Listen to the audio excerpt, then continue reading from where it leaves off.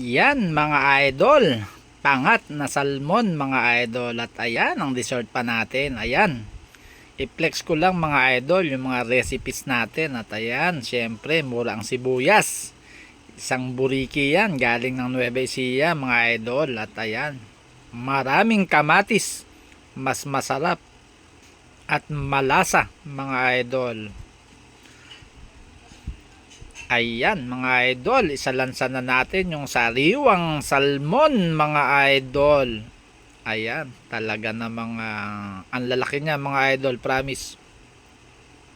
Kaya dyan natin siya lulutuin sa pan para manuot yung kanyang lasa mga idol. Ayan, budburan pa uli natin ng maraming sibuyas saka kamatis mga idol.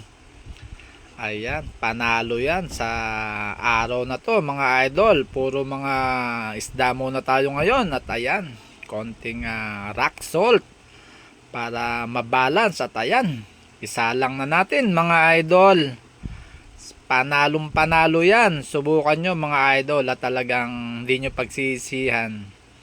Ayan, kumukulo na siya. At ayan na, meron pa tayong pakwan. Galing pa rin yan ng Nueva Ecija mga idol. At ayan na yung finished product.